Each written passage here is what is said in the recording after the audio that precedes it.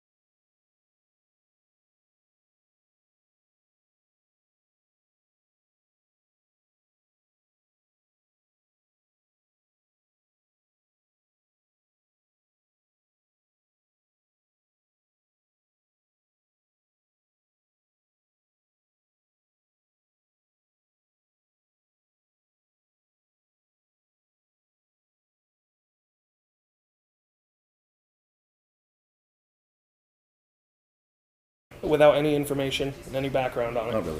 One of the I was talking.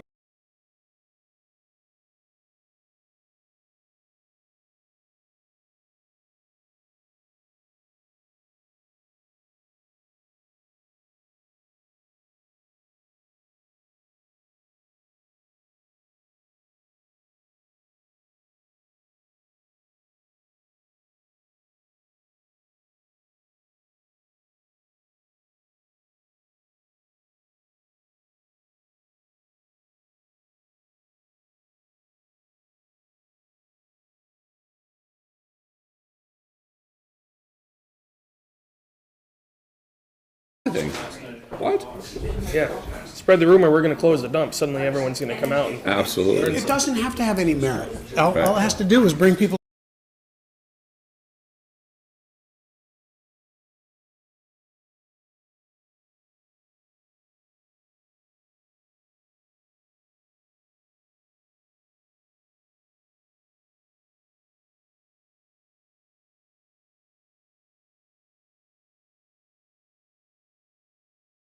We're all gonna go live, because I got 12:27. No, I just wanna know when we start, because we're warned for 12:30, so.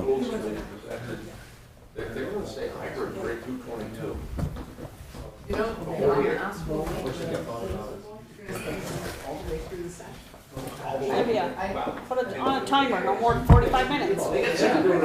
I will. I'll just end meeting in 45 minutes. That was Florida. it was fun.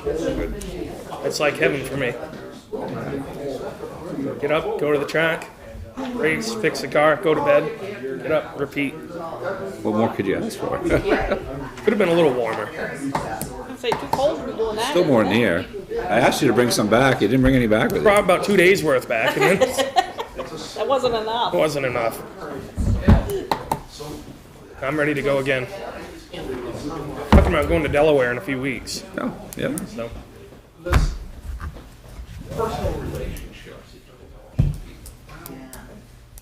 12:28.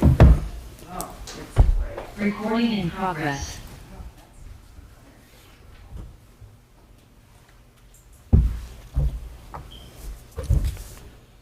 Dave, any idea where we stand to get Well, when I connect with John here, I don't know about the camera. Does anybody know that, Olivia or Suzanne or Brandon? Does anybody know where the camera to Sapper, or will Sapper rotate around to the speaker? yep, They'll rotate around. They'll go to the Still speaker, may be better like to stand up there. but we have a camera here too, Okay. right? There's one. No, we got one there. Okay. Looks like it's aimed in the middle of the table. We all got one on our phone. You sit here. I saw John down in the corner.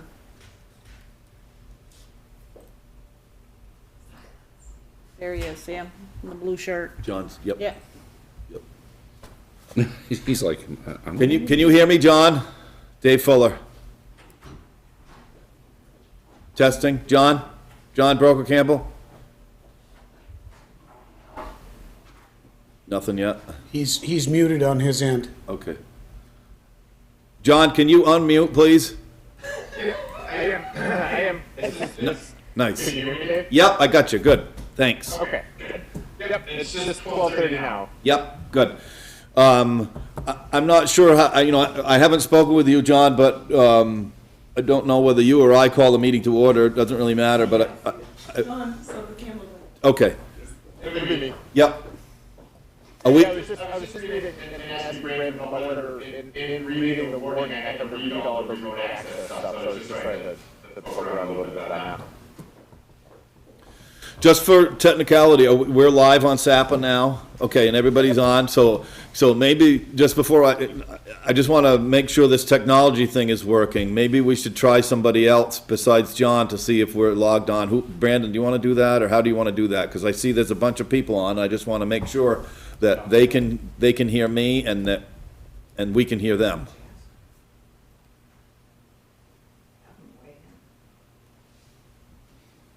Can we have a little bit of a test, or? Oh, there's somebody with a thumbs up. Oh, good. Okay. Good. Okay, so I have 12:31. I think we can go ahead and call it annual Town of Weathersfield official meeting to order. So, like, our second year of an all virtual town meeting, so we're going to do the best we can, but bear with us in case we run into some technology issues along the way. And this was just forwarded to me. So I'm just going to read something real quick. So this is the annual meeting of the Town of Weathersfield. This meeting is remote only, which means the public body is meeting electronically only and consistent with temporary provisions of Act 78. There is no designated physical meeting location where the public can attend.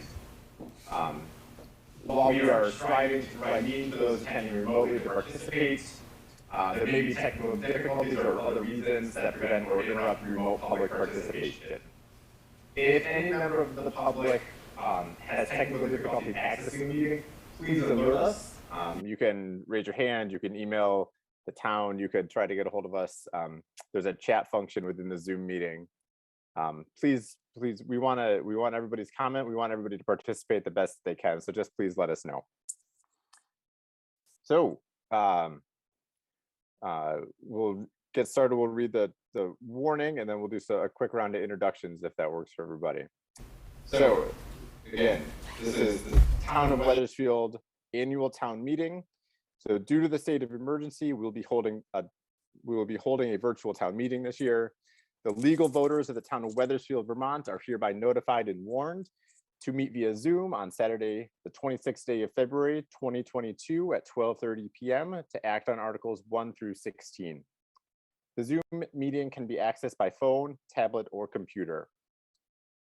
There is a town meeting news article located in the news section of the Weathersfield website at weathersfieldvt.org that provides more detailed instructions for accessing this remote meeting. Voting by Australian ballot will be conducted at Martin Memorial Hall at 5259 US Route 5 in Ascutney on Tuesday, the first day of March 2022. The polls will open at 10 o'clock in the morning and close at 7 o'clock in the evening on that date. To act on the following articles. Before we jump into Article 1, just say if folks at the Town Hall want to do a quick round of introductions. Yeah, without objection, John, I've got a couple of things to ask time for, please. If there are no objections from the public, Dave, go ahead. And I would be happy to introduce the board and the staff that are here, starting with me. I'm Dave Fuller, the chair. Mike Todd is to my right. Paul Tillman We have Town Manager Brandon Gulnick, Office Suzanne Terrell, Town Clerk Flo Andango, Board Member here on my left, Kelly O'Brien, Board Member Joe Jarvis, Olivia Savage, part of the office, and DeForest Bierce is taking minutes for us here. I would like a moment here. We have a member who has not decided to put his name back on the ballot. Joey Jarvis has served the town in capacity at the select board, and I have a plaque that I would like to give him. It is our town plaque for his service, and I want to thank him. So if we can have a round of applause, I appreciate it. Thanks, Joey.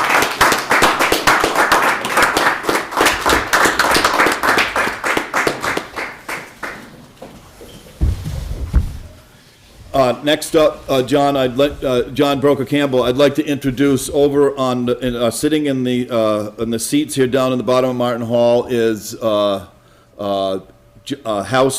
Vermont House Representative here from Weathersfield Cavendish, John Arison, and one of our Windsor County Senators, Allison Clarkson, who's asked for a moment here to speak. And we also have the head of the highway, Ray Stapleton, and a Scutney Fire Chief, Darren Spalding. So if I could, John, I know Allison wants to be at another meeting, and she called me last night and asked for a moment to speak, if it's okay with you, and that we would allow her to speak at this time. You beat me to it. I was gonna have John speak next, so if Allison wants to jump in front and go before John, by all means. Allison? Oh, Ladies before gentlemen. thank you. I gave a lot of school information a couple hours ago, so I'm not going to be redundant and repeat too much of it. Once again, this is my first term in the House. I've enjoyed being up in Montpelier and representing it as best I felt I could. I'm on the Education Committee, which is not exactly in my wheelhouse, but it's been a steep learning curve. But it's been a good learning curve. I'll stick with town issues for this meeting. One thing that every 10 years the census is done, and with the census, the population density of Vermont is analyzed, and there's 150 seats in the House, and the population density has grown quicker in Chittenden County and up north than it has down south. So down south is losing 2 seats. Okay, so what? Well, what it means is a shuffling around of the districts. And I will say that I'm not going to dwell on it, but Weathersfield is pretty fortunate in that our district, and it still will stay basically intact, Cavendish, Weathersfield, and if the current map sticks, it will pick up the metropolis of Baltimore, which makes it very, geographically it makes sense. But some of the other districts in the state, Chester is a good example where they're going to lose Andover, and those two towns are symbiotic. So it just, there's areas that have a lot more concern than we do. I think for us it's almost seamless with the reapportionment. And the numbers turn out that each district is supposed to have 4,200 citizens, give or take 10%, and that's the goal they shoot for. I think Allison's going to speak a little bit more on that from the Senate side. 2 things that are sitting in House right now that affect our work. There's 2 vetoes by the governor that are sitting on the docket waiting for action. One of them has to do with, I'm going to call it gun control, because in a sense it has a low level of gun control. The bill would have prohibited guns in hospitals, and it also closed what's called the Charleston loophole, which if you go into a gun shop, you've got to get a background check. The maximum that's allowed is 3 days for it. If it passes the 3 days, you can get your gun without the background check. There's been numerous cases where probably when there are problems, and guns have gone to felons, and then the police are stuck with the task of trying to go back and get the guns away from them because they weren't supposed to have them in the first place. The governor vetoed it. Let me back up. The language in the bill would have extended that window for background checks to 30 days. The governor thought it should be 15.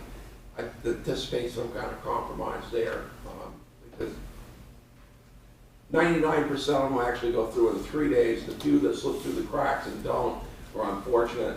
Whether it needs to be 15 or 30 are probably both adequate. The second one that's sitting on the governor's desk, and this one I will vote to uphold the governor's veto, is the contractor registration. I'm not aware, and if anybody online has had a problem, please contact me. It's supposed to be a consumer protection law. And basically, all contractors that are performing work in the state of Vermont would have to register with the state. There's a fee, and you would have to show proof of insurance, and you would have to work with a contract for any work that's over $2,500. I read the governor's veto message, and I agree with Governor Scott that there's adequate protections in place. I'm not aware of fraud being an issue in our area, and I represent you folks, so I will vote to uphold the governor's veto. Another bill that I think is of interest to at least some of the citizens is a bill to exempt veterans' retirement pay from income tax in the state of Vermont. We're one of the few states that still tax veterans' retirement, and it's a small benefit for them for the service they've given. A bill that passed the House yesterday and will be headed over to the Senate is a change in current use law. There's a lot of citizens in Weathersfield that take advantage of current use. And what it does is it would allow anybody in current use to set a certain portion under certain criteria and not touch it. Current use right now, is forest management, to get production out of the forest as best you can. But in talking with my forester, that there's already numerous provisions for areas that you don't have to manage actively. So my forester anyway, and some of the others, there's been evidence in both directions that the goal of it is to allow some of the forest to grow back to old growth. We'll all be dead by the time that happens, but that's beside the point. One of the main emphasis this year, and anybody that watched the governor's address in January, the State of the State address, a chronic issue in Vermont is workforce development. Every road you drive down, every city you go through, there's help wanted. There's numerous pieces of legislation to try to get people trained to a higher level and to get them into the workforce. It's also, from my committee, is emphasizing the kids that are coming into high school, to get them into the proper programs and keep them in Vermont once they're done with their education. That doesn't mean that you don't go to college. It just means screening the children as they get into high school, maybe a little bit better, because not all kids are destined for 4 years of college. A hot button is climate initiative. There's the Climate Solution Act that is being implemented with numerous different components that try to shift us to an more electric environment for our energy source. And once again, I have kind of mixed feelings on that. I don't think we can stick our head in the sand and say that climate change isn't real, but on the other hand, in some cases, the cart's in front of the horse in that regard. The other strong component from the governor is housing and affordable housing. Anybody that's been watching the real estate market, prices have gone through the roof. A lot of property has been taken out of inventory because of Airbnb reasons or second homes, and I don't think we've got our arms completely wrapped around how to mitigate that. I know in the more urban areas, Burlington, metropolitan area, and specifically, a lot of inventory has been taken out of the rental market for what they call short-term rental. So there is some legislation to try to get some of that inventory back into housing for people so they can live here. It's hard to attract employees from outside of Vermont if they can't find a place to live. And it's even harder if they can't afford with the wages that are paid in Vermont. It's even harder if the housing isn't in the affordable range. Needless to say, that's a really hard nut to crack to improve. Weathersfield, the rental is almost non-existent, and so, but on the other hand, I'd like to comment on the fact that we have two designated village districts, Perkinsville and Scottney, that current thought in zoning and development is to try to concentrate the population centers in more appropriate places. Rather than putting a house every 300 yards up a dirt road, let's try to put them into the villages and create a village type environment with both, which supports both businesses and community. Which leads me to what you folks have been talking about with ARPA money is neither one of our designated village centers have a wastewater disposal other than individual septic systems, and the Scottney's water system is limited in its capacity. So hopefully some of our money can be used to leverage more money. Perkinsville is chronic. I mean, they're large concentration of houses. The septic systems are all reaching the end of their lives. And if you start drawing circles around the wells and septic systems, there's no place for replacement fields. So it's really something that the town needs to address. Their money, hopefully we can use some of our ARPA money to leverage other money, because the $800,000 isn't going to take care of any of those projects. My name and phone number and email address are in the town report, and I look forward to hearing from people. Thank you.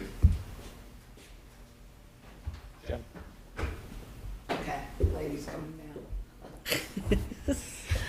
Good afternoon. Thank you so much for inviting John and me to speak to you. I'll be brief. I'm Allison Clarkson. I have the pleasure of serving you in the state Senate along with Alice Nitka and Dick McCormick. They are doing other town meetings today. We're trying, with 26 towns, we're trying to get to as many as we can. And thank you for being here. I serve you as Vice Chair of Senate Economic Development, Housing, and General Affairs, and also on Senate Government Operations. I also happen to have the pleasure of being the Majority Leader in the Senate, and in that capacity serve on our Senate Reapportionment Committee, which you've heard a little bit about from John. The good news in the census is that Vermont gained population, which is great. The bad news is that most of it is in the Northwest. And so the Southeast and the Northeast, Northeast in particular, has lost a lot of population. The Kingdom has just been, is brutal. So we're in the process of working on that. We're applying the principles of trying to keep within the integrity of the county lines and equity. So the key piece in the Constitution is, of course, maintaining equity with numbers of voters per representative in the House or the Senate. Our priorities in the Senate this year have been, as you've heard from John, pretty universal: workforce, housing, and climate change mitigation. In addition, we have a bunch of have-tos. We have to do reapportionment. We have to do the budget. We have to address the weighting disparity in our education funding work. And we have to address pension sustainability and the two constitutional amendments, which are now out of the legislature and will be coming to the voters this November, the slavery piece and the reproductive liberty piece. Vermont's COVID recovery money is having significant impact on pretty much everything we are able to do. We're able to finance things we've only been able to dream of before, so it's very exciting. Already to date, $3.6 billion has flowed through Vermont, through Vermonters, through Vermont businesses and through towns and the state. And we're taking full advantage of this, investing in housing, childcare, community infrastructure. You've heard a piece of that, transformational regional capital investment. We're doing some exciting things, and in workforce development and internet connectivity. The housing crisis, as you all know, is real. Anybody who's tried to, if you have children who've been trying to find housing in this neck of the woods, it's brutal. We have a vacancy rate of under 1%, which is just ridiculous. Our focus is on increasing housing density. You have in downtown and village centers, reducing barriers to development. Our work includes improving rental housing, health and safety, getting new or renovated housing units onto the market fast through accessory dwelling units, creating more of those in our big houses, and in bringing units that have been offline for either lack of code improvement or they're vacant or blighted. So we're working on all sorts of things, improving our mobile home parks and creating a first generation home buyers program, which would be great. We're working hard to continue to support economic recovery from COVID's hardest hit sectors, our hospitality sectors, our special events sector, and our creative sector. We're making capital investments in projects with significant regional impact and cleaning up contaminated brownfields. So much is happening, it's hard to choose any one thing, but I'll end on something I'd love to highlight because it has impact on citizens around the state and every one of our teachers and public servants. A major accomplishment of the session so far has been the agreed plan to make our public pensions sustainable into the future. This is Vermont at its best. We compromise, unlike what's happening in Washington. We all come, we have very different points of view. We come together and we have compromised to make progress for the people of the state. And this agreement protects the public pension system, saves the taxpayers about $2 billion over the next few years, and maintains the defined benefit. So it's a great example of how we work best together, and I'm really proud of us.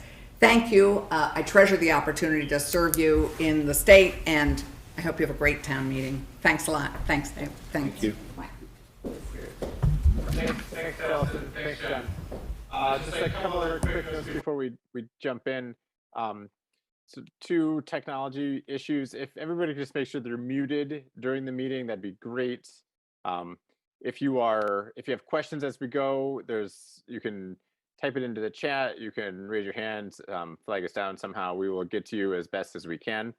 And then especially as we get towards the end of the articles, I think starting in Article 13, if there are non-residents who wish to speak, we'll have to address that at that time.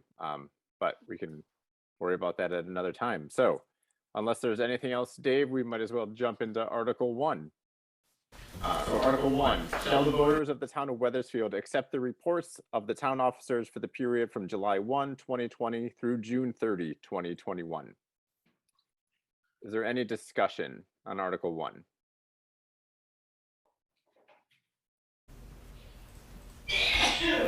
Bless you. Bless you. Bless you. I don't think that's discussion, so we'll move to Article 2. Here, John. That was an online sneeze. Article 2. Shall the voters of the town of Weathersfield, in accordance with 17 VSA 2664 and 22 VSA 142, authorize the Proctor Library trustees to expend such grant monies, gifts, or bequests which may be received by the Proctor Library in accordance with the terms of said grants, gifts, or bequests. Any discussion on Article 2?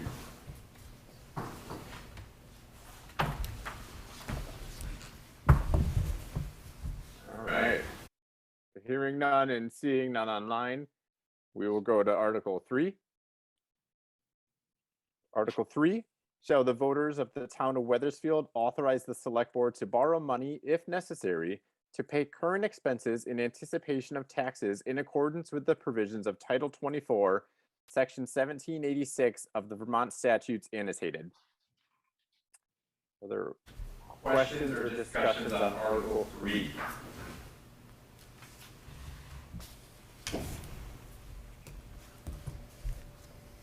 Hearing and seeing none, we will go to Article 4. Article 4, to transact any other business deemed proper when met. Discussion questions on Article 4. Moving right along, Article 5. To elect all town officers as required by law. Just read through this real quick. Town moderator, 1 year. Select person, 3 year. Select person, 2 year. A lister, 3 year. Lister, 3 year with 2 remaining. Trustee of public funds, 3 years. Cemetery commissioner, 5 years. Library trustee, 3 years. School moderator, 1 year. School director, 3 year. School director, 1 year. And school director, 1 year. Any discussion or questions on Article 5?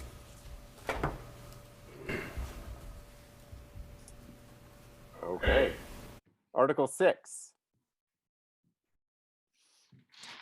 Shall the voters of the town of Weathersfield approve the expenditure of $1,445,409 for the support and operation of the town's general fund?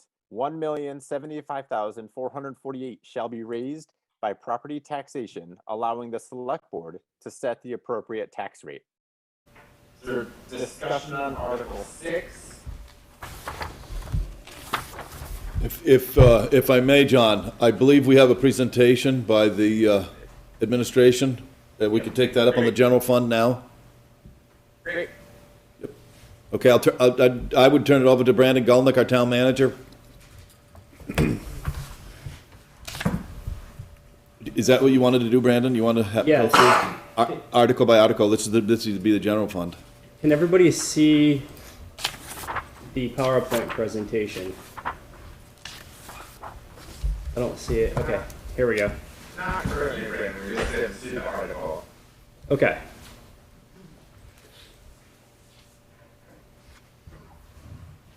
All right, so here's some general fund proposed budget quick facts. The first thing I want to mention is this budget does use cumulative fund balance to reduce the property tax need in the general fund by $45,418, or 4% overall. Can everybody hear me? I hear some background noise from. Yeah, Brandon, this is John. Can everybody online ensure that their microphone is muted, please? Shame. All right. So again, the general fund budget, it uses $45,418 to reduce the general fund tax need by this amount, by 4%. It increases the general fund budget in total by 0.36%, or $5,000 overall. So between last year and this year, we're proposing a 0.36% increase, or $5,000 increase in the entire general fund. I want to make this clear. It does not include the special article appropriations on the ballot. So these are Articles 12 through 16, and what these are the each year 501c3s apply for funding, and those go on the ballot. So we can't actually put them in the general fund until they're voted in the affirmative, because they could be voted down. So if all of these are approved by the voters on the ballot, then the general fund budget will increase by an additional $18,000. And in that case, the select board can take up offsetting that at a select board meeting prior to setting the tax rate. This budget includes the hiring of a professional appointed assessor and reduces the lister budget by $11,000 and fully operates this department. So midway through this fiscal year, or right in the beginning of the fiscal year, one of our listers did retire, one resigned, and then we turned around, we advertised the position, the select board appointed a lister, and then we appointed Nemrick and their assessor team to our town to conduct and fully operate this department. But in doing so, in contracting this out, it reduced the budget by $11,000. This budget includes the hiring of a professional land use administrator, and at the same time, it reduces the land use budget by $13,000 and fully operates this department.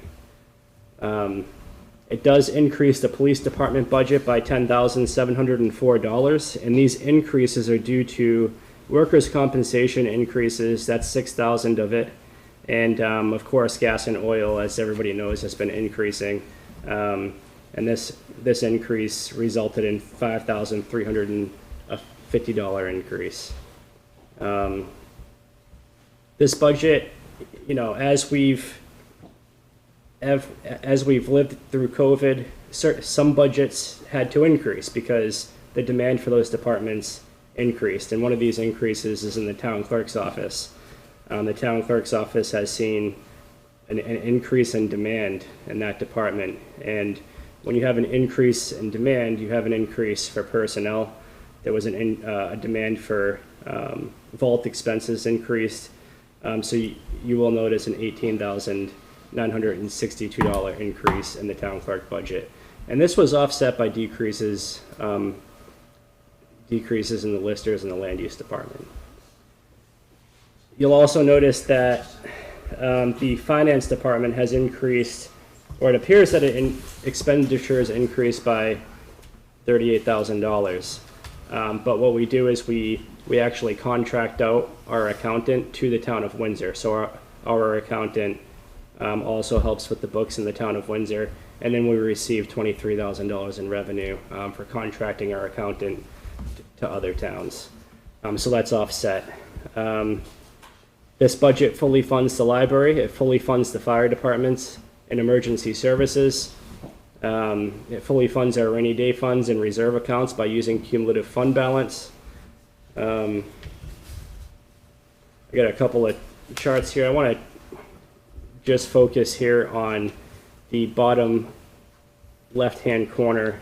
This shows general fire services decreasing by $41,000. And this decrease is due to one of our fire trucks being paid off this year. So next year we will not have a fire truck payment. You'll notice there is a fire truck on the ballot. Whenever a fire truck comes off on our debt schedule, we generally like to stay on track and purchase another fire truck, the next one in line. And that's one that we'll talk about on another article today. You'll see the other increases in the chart, 10,000 in police. You'll see land use decreasing, listers decreasing, town clerk increasing, finance increasing. But again, that's offset with revenue from contracting our accountant out to other towns. Library slightly increased. Then you'll see the administration decreasing. Again, that will change if all of the 501c3 articles pass on the ballot. This is a sheet that the treasurer keeps, and this basically maintains all of our reserve accounts in town. So starting at the top in Fund 11, which includes conservation, rabies control, aid to residents in need, and the rainy day fund, this fund has a total of $138,519. I want to specifically just talk about the aid to residents in need. If there's any residents out there that you know that are in need, or any residents that need help with their oil bill, they've been impacted by COVID-19 in some way, we do have a fund set up that residents in town can apply for funds for if they need assistance. So if you know anybody that needs assistance, please let us know and we'll give them an application. The next fund that we have is Fund 15. And that's our special revenue account. So those are our land and vital record preservations and our property reappraisal. So what we do is we get funding from the state for our property reappraisal each year, and then whenever we need to do a town-wide reappraisal, we have the money in the bank to do it, and it generally costs $250,000. So this shows that we are in a healthy position with this account, with $294,568 in Fund 15. Fund 21, that's our solid waste fund, and that's for our transfer station, and that has $73,000 and then Fund 41, which are our capital reserves, have a total of $757,000.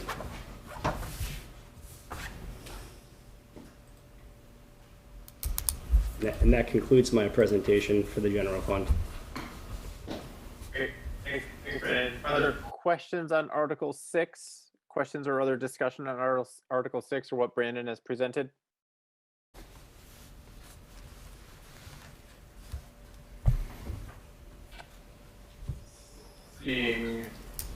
Not seeing any questions or anything in the chat, so we'll move on to Article 7. The expenditure of $1,180,468 for the support and operation of the town's highway fund. $930,341 shall be raised by property taxation, allowing the select board to set the appropriate tax rate. I believe we have another quick presentation on the highway fund. Yes. So here are some more quick facts. And again, if anybody has any question about any of the funds, I'm more than welcome, more than willing to discuss any questions you may have. But here are the high level quick facts for the highway fund. So this budget is actually reducing, or the property tax need is reducing by 2%, or $16,429.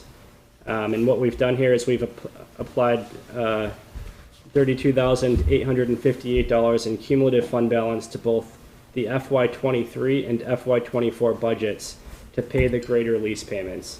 Last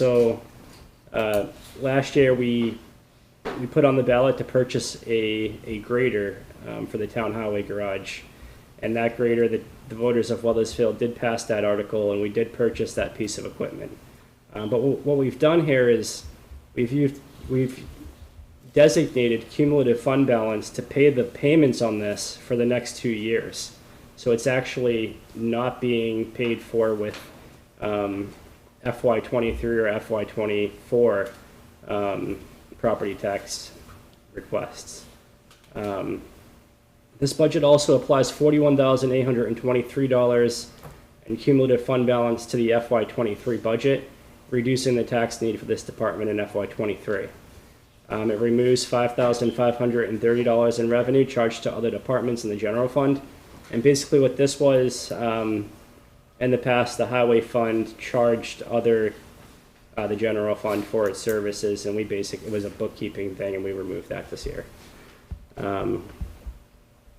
It increases personnel by 3%, or 7.23% overall. Increases paving repairs by 27%, increases diesel fuel by 9%, and it reduces safety equipment by 100%. And the reason why I wanted to note this is no, we're not reducing our safety equipment. We've just received a confirmation on a grant that will fund these expenses 100% in FY23. So there's no need to request any tax, any property taxes for these expenses. So we are still purchasing safety equipment again, but we've just received a grant to do so.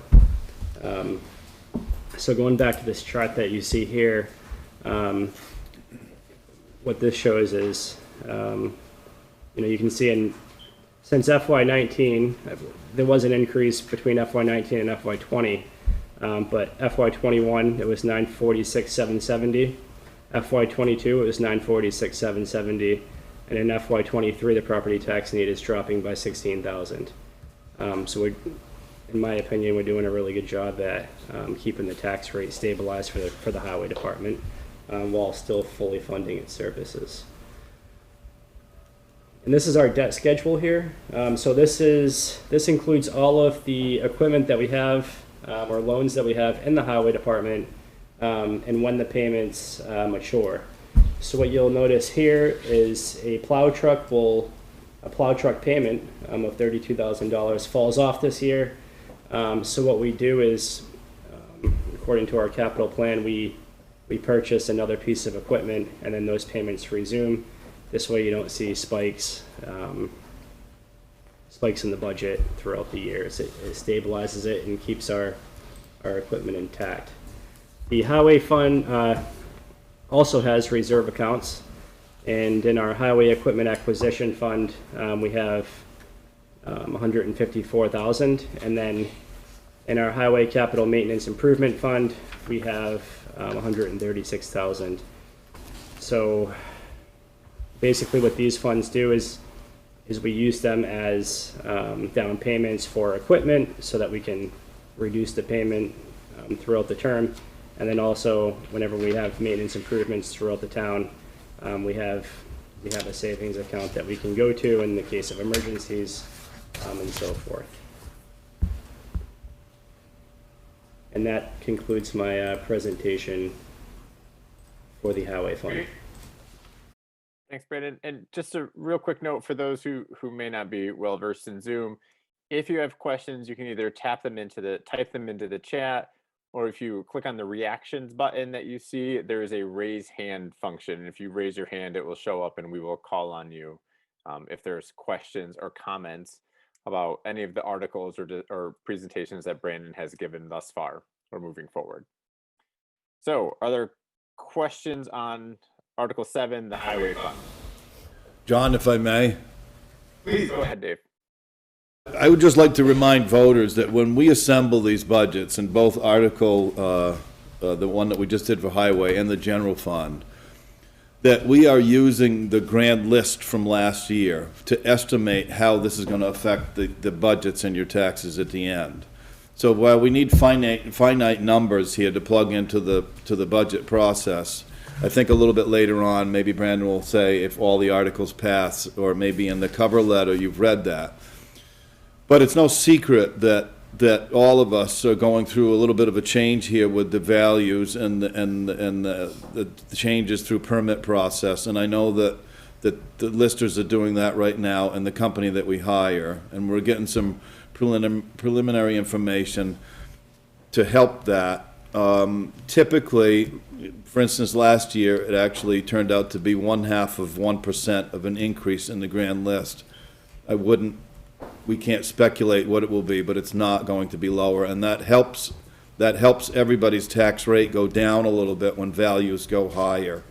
So I would just add that to both these, the articles for discussion, that's all.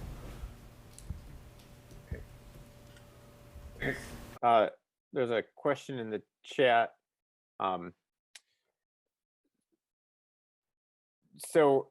Question, we see that the select board, town employees, and legislators are together unmasked in Martin Memorial Hall. Why are the voters of Weathersfield not invited to the, why are the voters of Weathersfield not invited? I'll try to do my best to take that one on. We had a mask ordinance here for 30 days, or we had it renewable on what the governor based on, but we did have to work with deadlines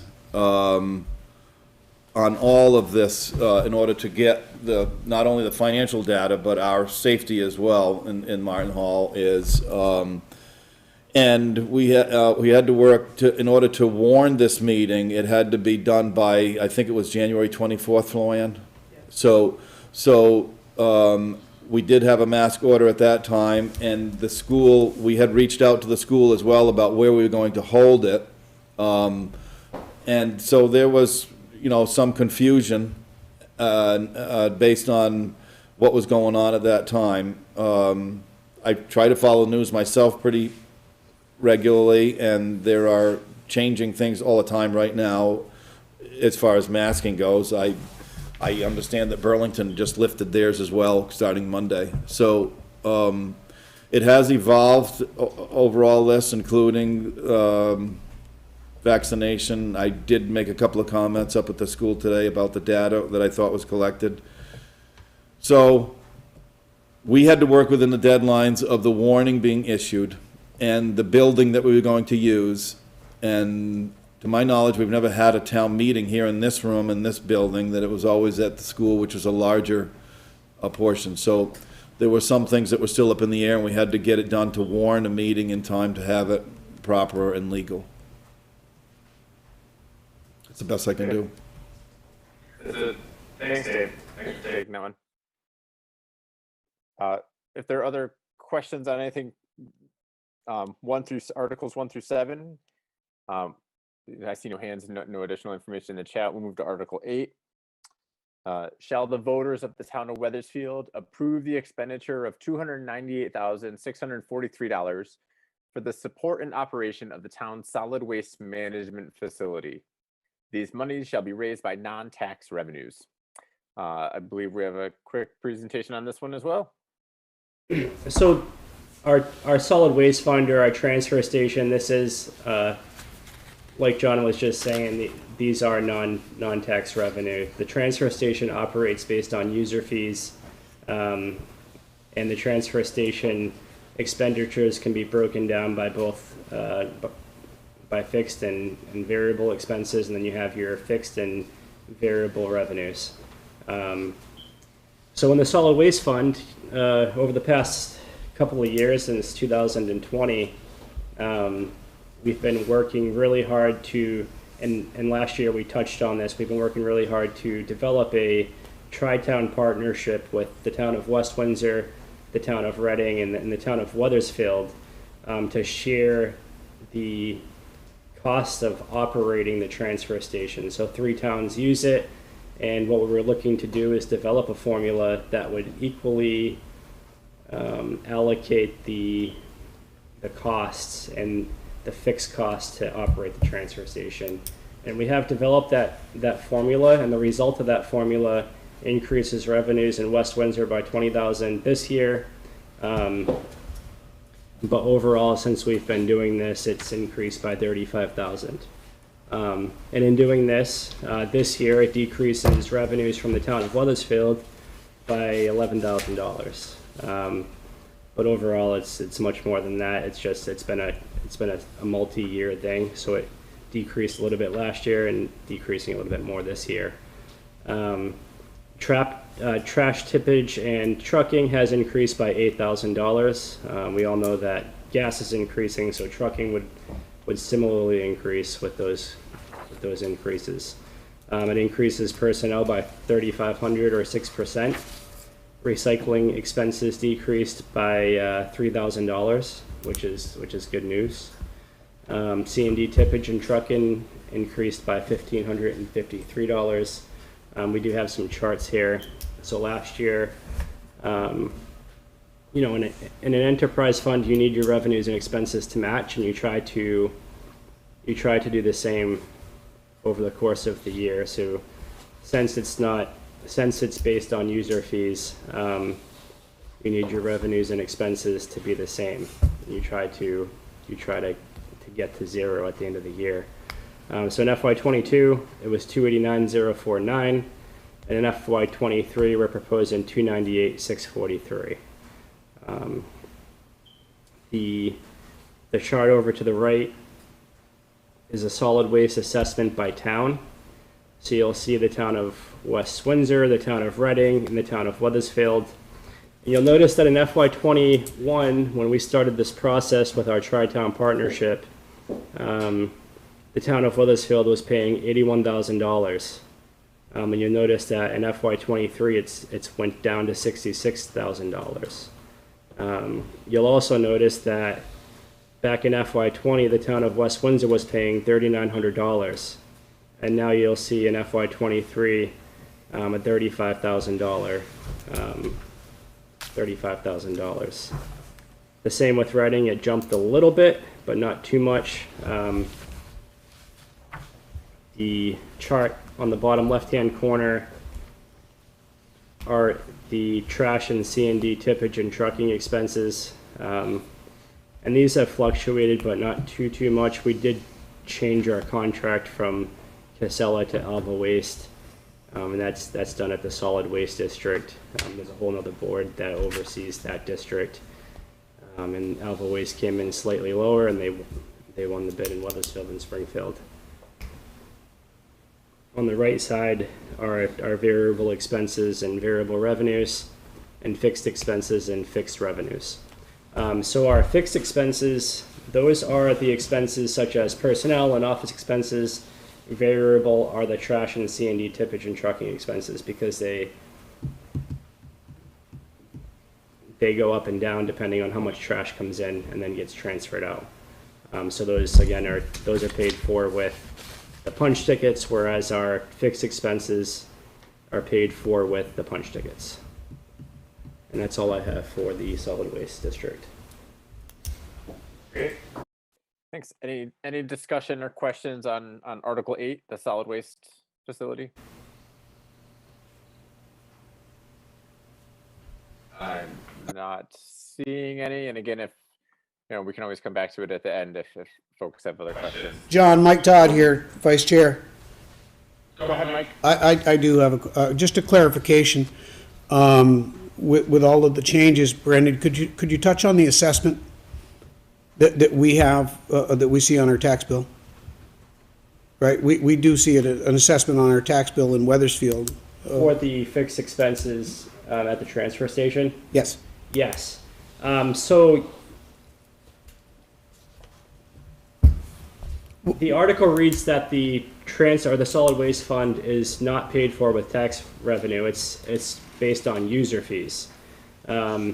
So what we do is we take, for example, the let me go back up here. Well, Brendan, let me try to make that easier for you. How much is it, and is it changing? Well, the select board sets that in June. We can't. It's currently the same. And how much is it? $50. That's on the tax bill. Yep. And that may change It could reduce. when we set the, or yes, it could change. Yep. But right now it's just stays at 50 and it is on the tax bill. That's Yes. really all I wanted to clarify. Yes, exactly. Yep. That's correct. Okay. Thank you, John. You're welcome. Good questions. Thanks. So we'll move to Article 9. Shall the voters of the town of Weathersfield authorize the select board to borrow funds not to exceed $270,000 for a period not to exceed 7 years for the purpose of purchasing a fire truck to replace a Scutney Volunteer Fire Association's 1995 pumper with a new tanker. The cost of the fire truck will not exceed $325,000. The balance of the funds needed to purchase the truck will come from the sale or trade-in of engine number 1 and no more than $50,000 from the town's fire apparatus acquisition reserve fund. We have a short presentation on Article 9 as well. Yep, John, I'll do that one. Do you have the presentation up? Yep. Oh, right there. Sorry. Yep. So basically, the truck that's going to be replaced, it's obviously an existing truck. It's about 26 years old. When the new one, if the new one gets voted in and ordered and in, then the truck that will be replacing will probably be about 28 or 29 years old at that time, depending on how many years it takes to get this newer one. Over the last 5 years, the front suction has been replaced and pump has been worked on. As the truck gets older, obviously, it's harder to find replacement parts and items for it. This truck presently only has a 1,250-gallon water tank, and it's basically the second truck that rolls out the door when there's a fire call. The new proposed fire truck will double the water capacity to 2,500 gallons of water. The tanker will increase the available water supply at a scene to 4,000 gallons, which provides the Scutney Fire Department with more than enough water to hold down a structure fire until mutual aid arrives. Some of that extra gallons obviously was because there's going to be a foam tank involved. It'll be a 2-person cab, dual axle. We'll have pump, speed lays, hose bed for 1,200 feet of 4-inch line. And as stated before, the price not to exceed $325,000.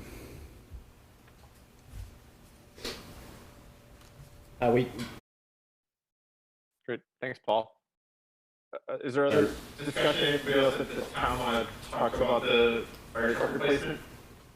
Yes, we have Chief Darren Spalding. Great. Go ahead, Darren. All right, just a couple of corrections. You have to remember, when I did my fire report, it was in December, and we finished up the pricing and made some changes to the truck after this went into the town report. So the truck's actually gonna have 2,000 gallons of water, a single axle. It will have a 1250 pump. It'll have high side roll-up doors with a quick dump out the back. We had priced out, this whole thing started in August or September, of looking for used tankers that were anywhere between 8 to 10 years old. And the prices that we came back with, that I turned into the select board, were over $400,000 for a used tanker that would fit the town's needs. So we brought that back, and we went back to the drawing board. So we came up with a plan of possibly reusing the old chassis, the 27-year-old chassis, but you're gonna dump $238,000 into that. So the select board said, let's try a different route. So we priced out 2,500 to 3,000 gallons, and that was pushing $400,000. And then the last meeting on this, we got it down to a 2,000 gallon tanker, not to exceed $325,000. With that, we're taking off the $6,000 light bar that's on that truck that's only 5 years old, nothing wrong with it. We're taking the siren that's on that truck, which is $2,500. And if this passes, put this on the new truck as well. And some of the scene lights that are all LED that we purchased, put them on the new tanker as well. Just trying to get the cost down to something really reasonable. The truck has been great for us, but it's 27 years old, and as Paul had stated, we had to replace all the plumbing on the front of the truck, which was over $6,800, I believe it was. And then we had to put all new springs on the truck. And then last December, we had a $5,000 temporary fix on the cast on the pump. We had to tear the pump all apart, a piece rotted out. And they did a temporary fix. To get it fixed permanently the right way, you're talking $7,000 to fix the pump, if they could find the right pump housing. So that's the reason why we were looking to upgrade this truck. Because there's a couple problems out there. We had looked at some internationals and Peterbilts, and what we're being told by some of the fire truck dealers that they're a year and a half to 3 years out on the chassis. There's Freightliners out there that are readily accessible to 90% of the fire truck manufacturers. The rear end on the Freightliner that we've got a base price from, those are 38,000 rear with 16,000 front axle weight. It's going to have 2 natty bales on it, which is ready lines to attack a fire. It will not have any ladders on it because our first run truck and the ladder truck has full complement of ladders on it. I think that's basically it. Thanks, Aaron. You're welcome. Any other discussion or questions for anybody for Paul or Darren on the fire truck replacement, Article 9?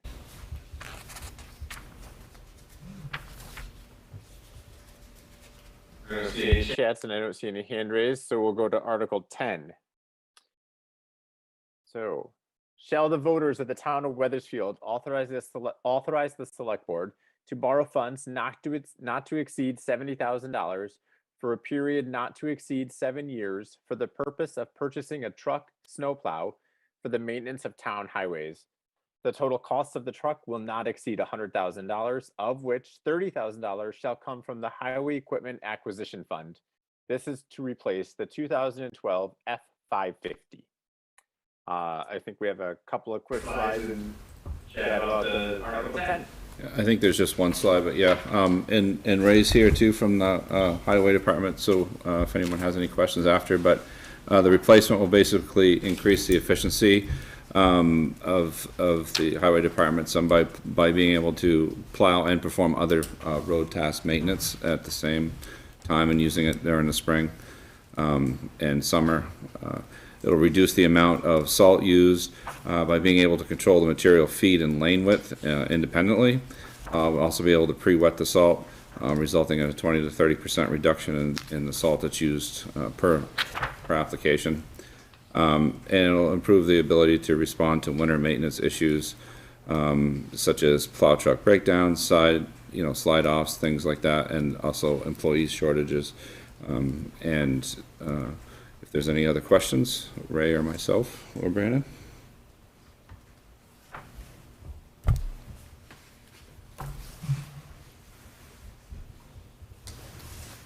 Ray or Brandon, you guys want to speak to this one at all? I don't have anything. Ray, do you have anything? Good.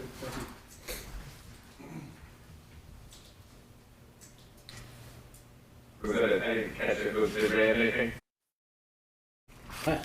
I guess I will just add this again. We do have a plow truck payment that falls off. So this particular plow truck payment is far less, which will result in a decrease in that line item in future years' budgets. Thanks, Brandon. Any other discussion or questions on Article 10? Okay. Moving on, Article 11. Shall the voters of the town of Weathersfield appropriate the sum of $33,000 to be deposited into the highway equipment reserves? There's no slide or presentation on this one. Are there questions from anybody?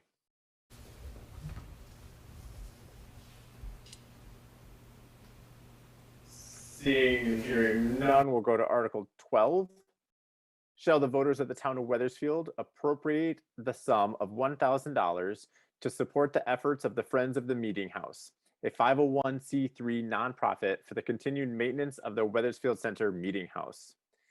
That is not in the budget, and this is one of the few articles Brandon spoke about at the beginning of the meeting. Questions or discussion on Article 12?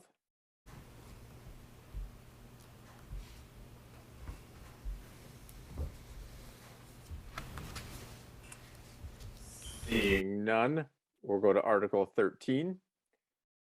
Shall the voters of the town of Weathersfield appropriate the sum of $12,100 to support the activities of the Visiting Nurses and Hospice of Vermont in New Hampshire, a 501c3 nonprofit? Again, this item is not in the budget. Questions on Article 13?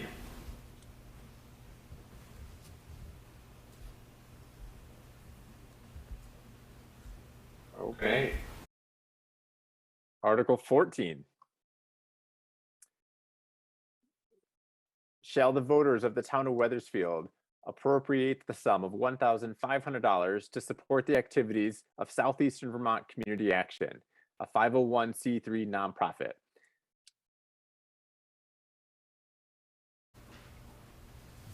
Questions or comments on Article 14?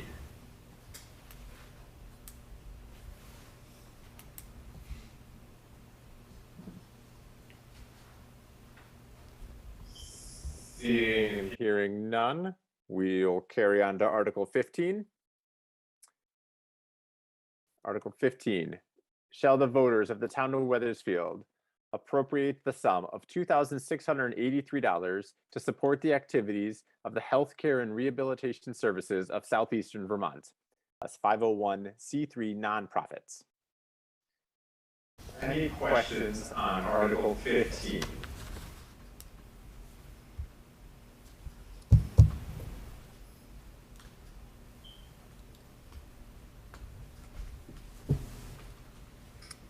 We're making this really easy today.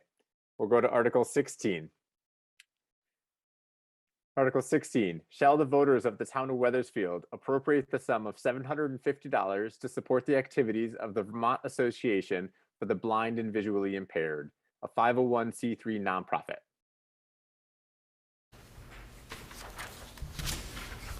questions or discussion on Article 16?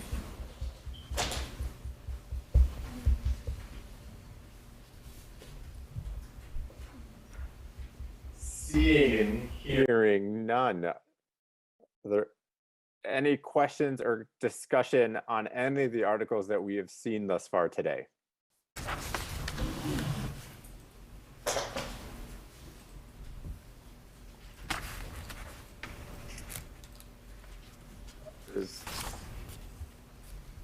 I see nothing in the chat and I see no hands raised. Anything else from the select board or Brandon? John, I'd just like to remind everybody, and I know you would join me, voting will be held Tuesday, March 1st, here at Martin Hall from 10 a.m. to 7 p.m. We did, at the board, ask that people have, because of the traffic and the numbers of people that we anticipate voting, that we will have masks at the door for that instance because of the crowd. If you notice, we're trying to be 6 feet apart here, but we don't have all the answers, but I felt it was necessary to do that or asked, and then the board adopted that on Monday night, so. Please vote, everybody please vote Tuesday. If there's no other discussion or questions, I would entertain a motion to adjourn the informational section of the Weathersfield Town Meeting. So moved, John, so moved. Motion by Dave. Second. Motion and a second. All those in favor? Aye. Aye. Okay. Again, as just reiterated, Dave said, we hope to see everybody on Tuesday for voting between 10 and 7 at Martin Memorial Hall. Thanks, everybody. Thanks, John. Thank you. John. Thank you. Mike, all that is, Recording stop. obviously, it's something I'm gonna put forward to Monday's meeting when we have. I'm not 100% sure, Brand. Was there a way to tell how many people were actually listening? There was like That 40. I is saw already 40 a on document. Yeah, that's